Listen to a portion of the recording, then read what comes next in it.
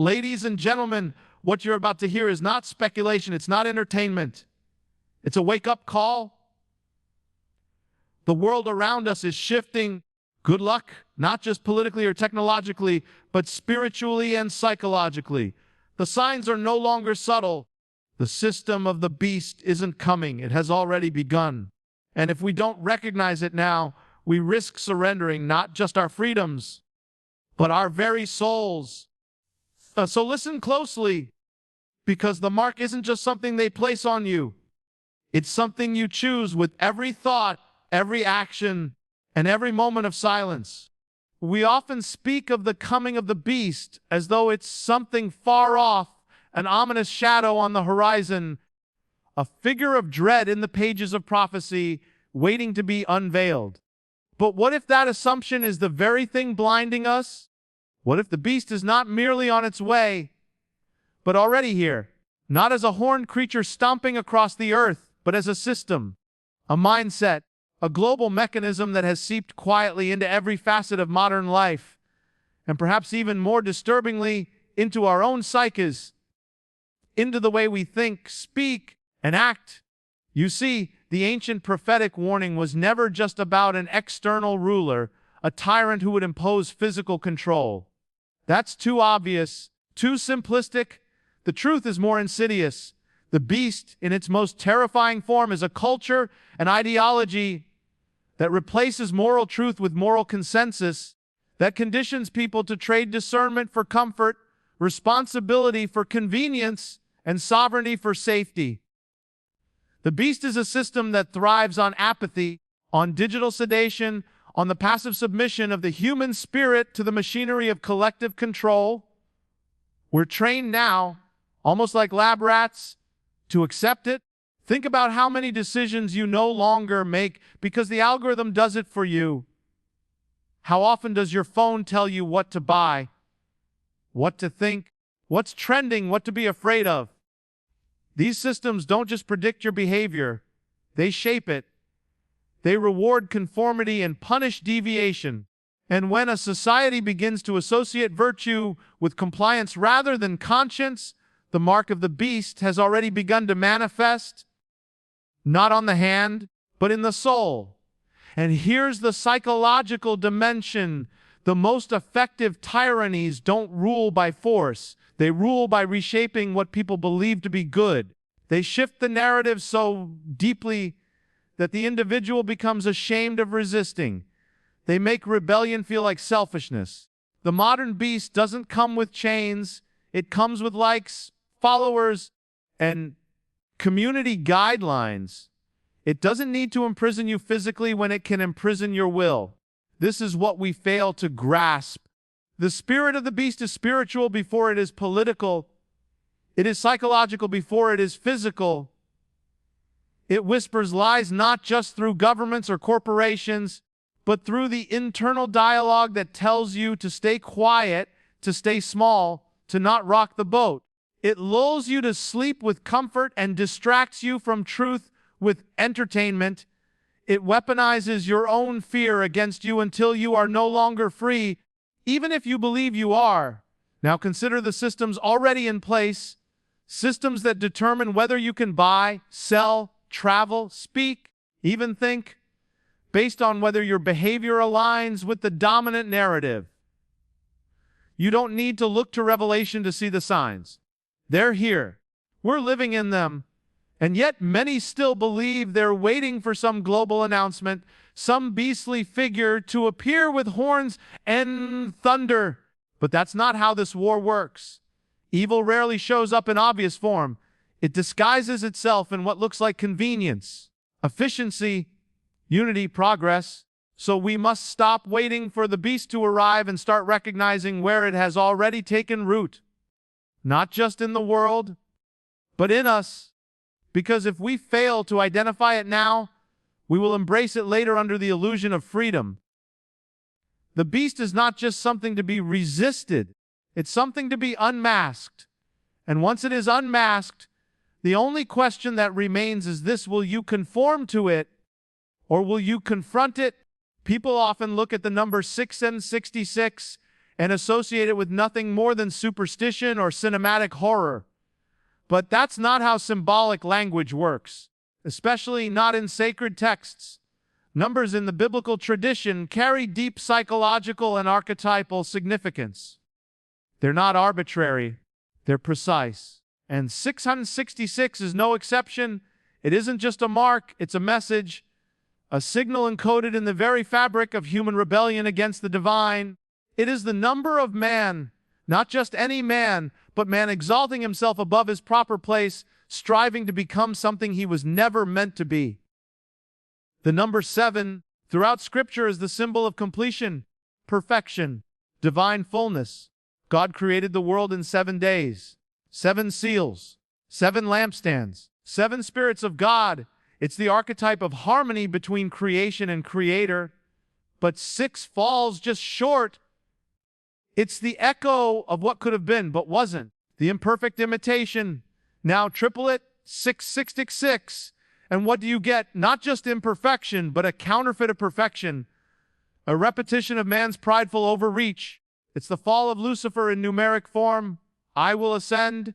I will be like the Most High. That's what 666 means. It's not just a number on your forehead.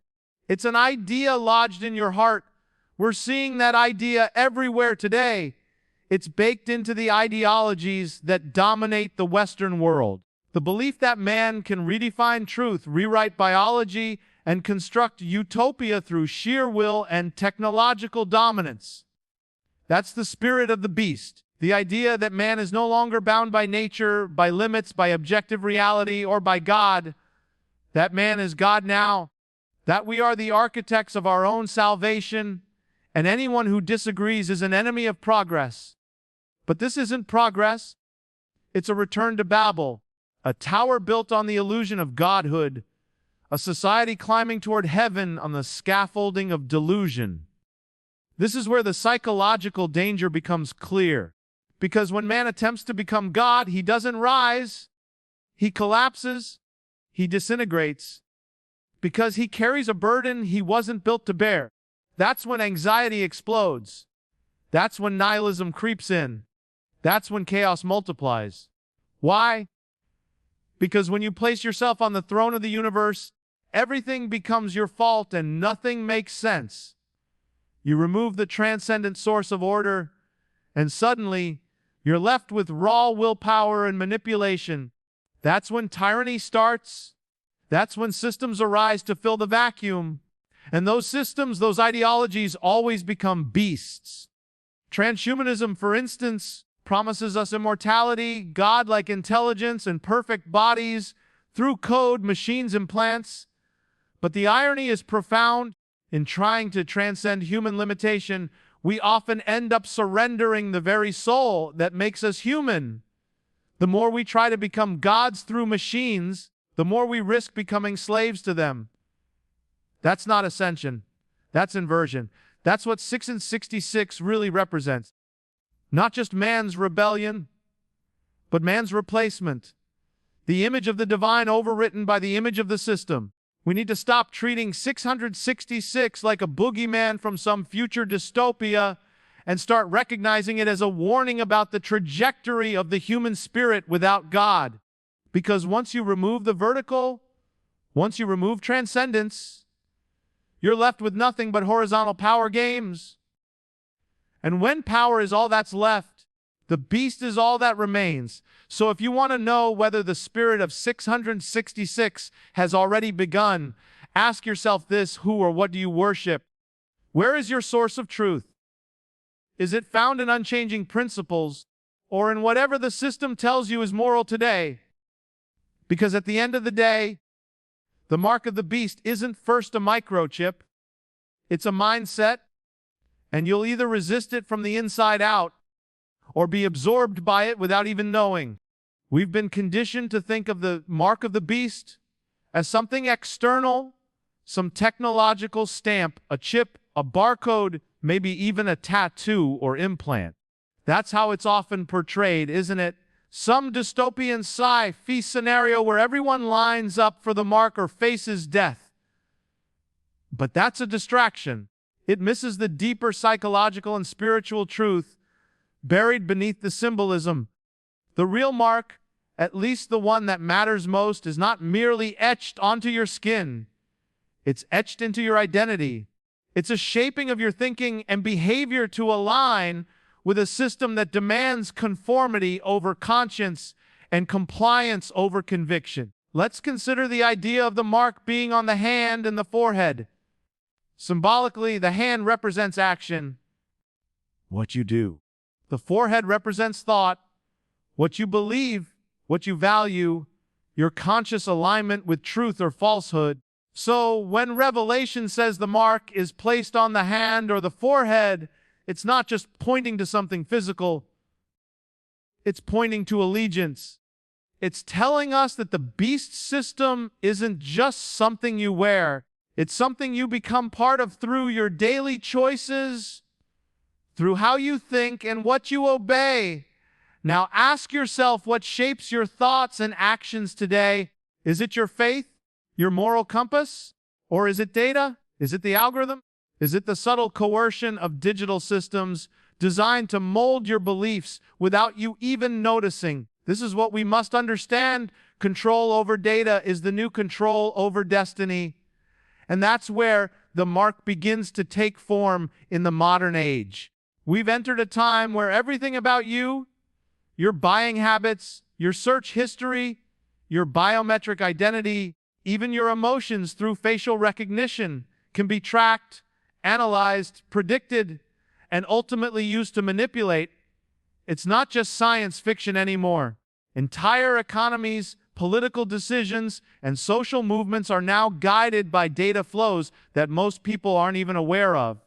And more disturbingly, people are willingly giving this information away for convenience, for entertainment, for security.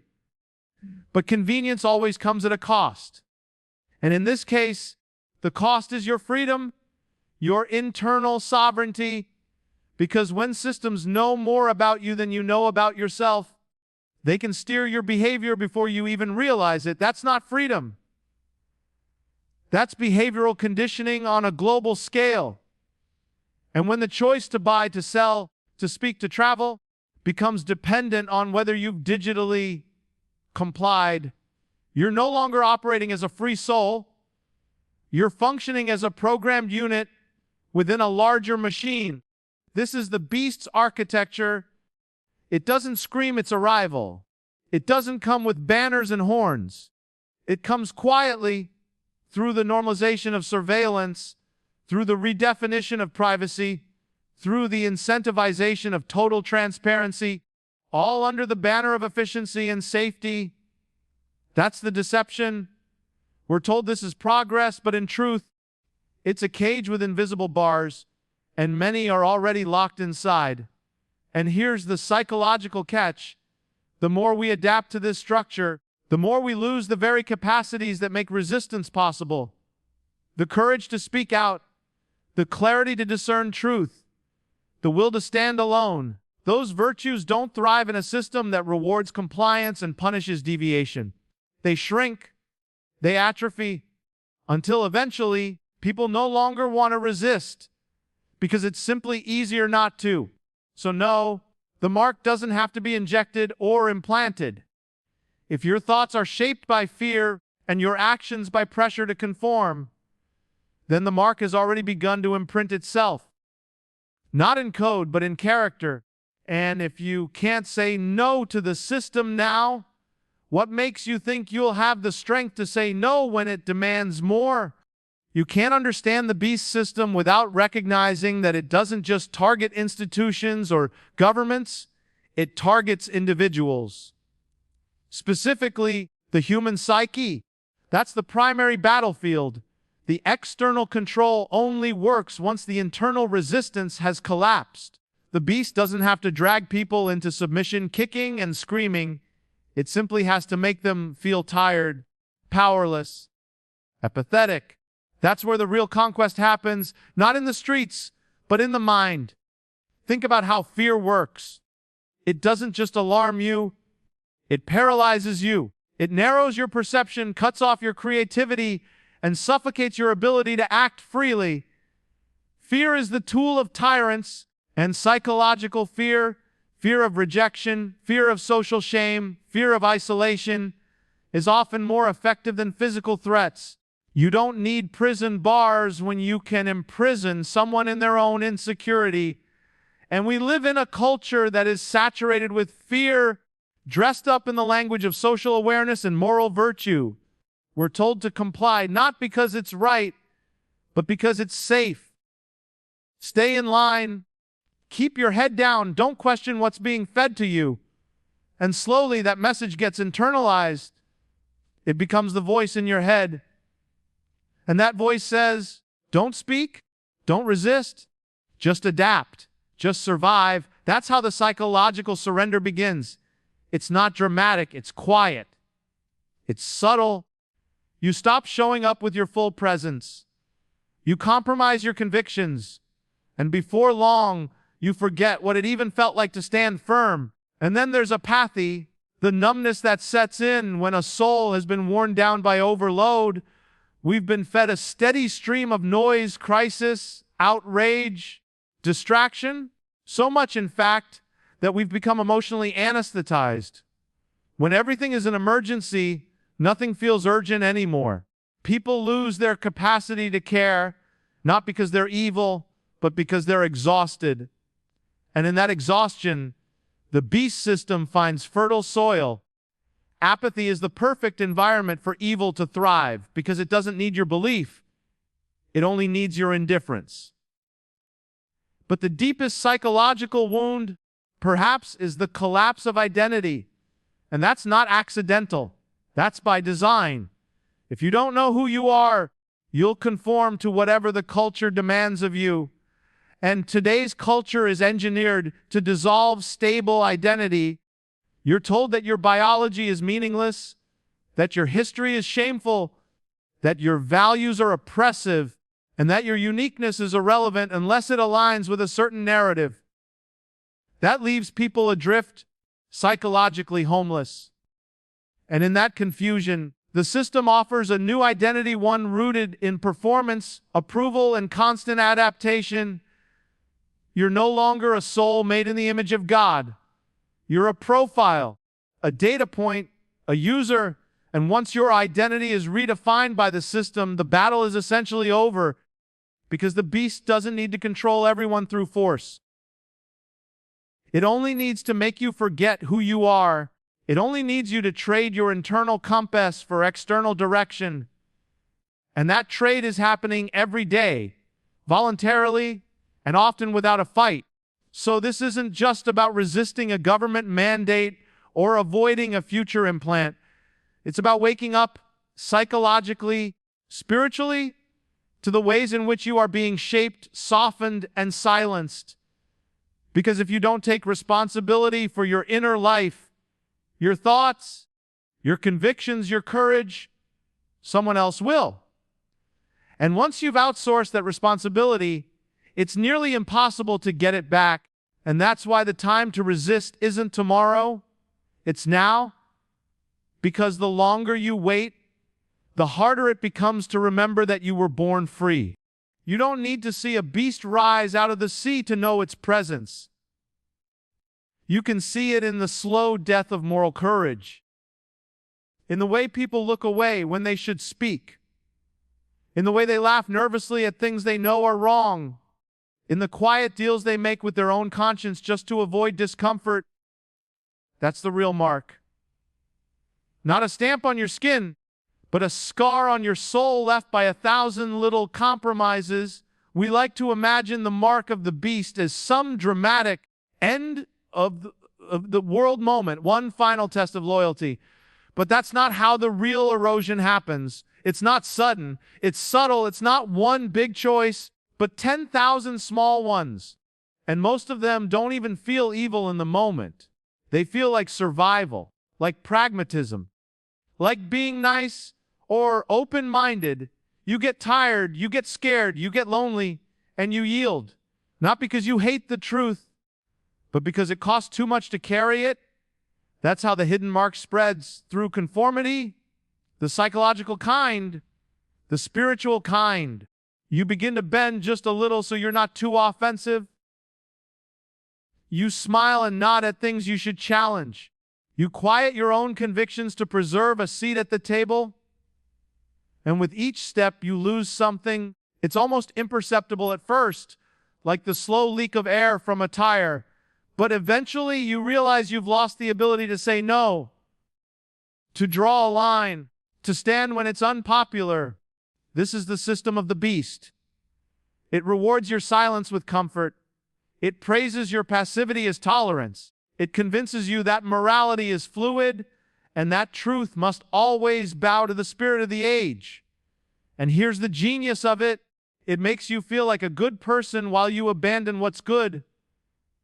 It doesn't just manipulate your actions. It reprograms your virtue. And there's a frightening psychological reality here. The more you compromise your values, the harder it becomes to believe in them.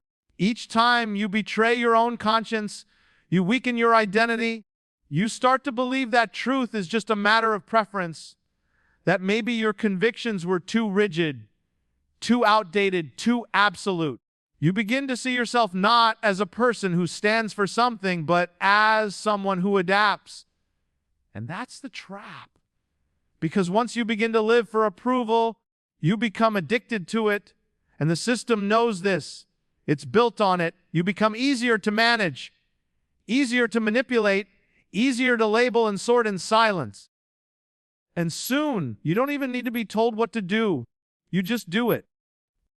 Because you've been trained like a dog to a whistle, to obey the dominant narrative without questioning it. That is the hidden mark of the beast, voluntary surrender disguised as social harmony. And yet, the solution isn't outrage, it's integrity. It's the daily practice of saying what you mean and meaning what you say, even when it's unpopular.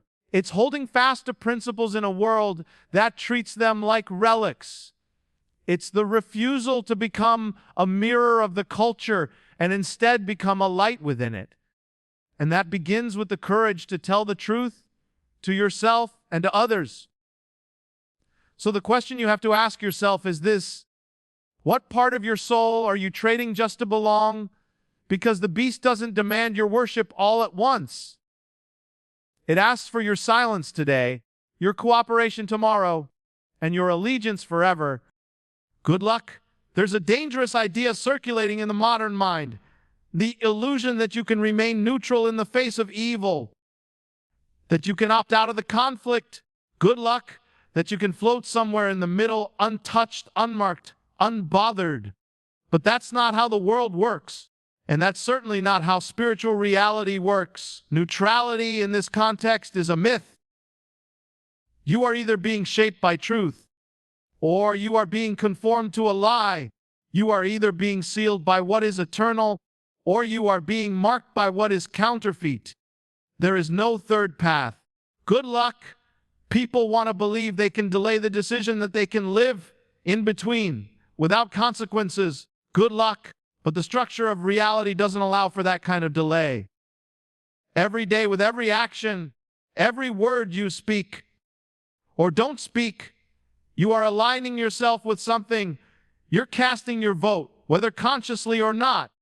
That vote might be for freedom, for integrity, for truth, or it might be for convenience, conformity, and self-preservation. But you're voting either way. The absence of resistance is still participation. The language of Scripture is deliberate. It doesn't say that the mark of the beast is the only mark. It also speaks of the seal of God, a spiritual imprint of belonging, of identity, of destiny. So it's not just about avoiding the mark. It's about choosing the seal. It's not enough to refuse the system. You have to be claimed by something greater. Because if you're not filled with truth, you will be filled with something else. If you're not claimed by heaven, you will be consumed by the machine. This is where things get psychologically intense. Good luck, because when people refuse to be sealed by God, when they reject responsibility, when they abandon purpose, when they cut themselves off from transcendent meaning, they don't remain empty. Nature hates a vacuum. That space will be filled, and if not by what is sacred, then by what is profane. And the profane has many masks: ideology, addiction, vanity, control, and it always feels good at first. That's the bait. But over time, it doesn't satisfy. It devours. And maybe this is the most uncomfortable truth of all: your soul is being shaped whether you want it to be or not. Every compromise either dulls your conscience or strengthens it. Every decision you make either hardens your heart or refines it. And eventually, good luck, these little shifts accumulate into character, and character determines destiny. So the mark, or the seal, isn't simply about the end of the world. It's about the formation of the soul right now. This is why passivity is so dangerous, because it's not passive. It's slow submission. Good luck, and people don't even realize it's happening. They wake up one day and they've already changed sides. Not by intention, but by inertia. Good luck, by letting the current carry them. And the current in this world always flows toward the beast. It takes effort to swim against it. It takes intention to be sealed by truth. So the moment demands a decision, not just once, but daily. Will you stand in alignment with the eternal, or will you drift into whatever the world tells you right this week? Because neutrality is not safety. It's surrender by delay.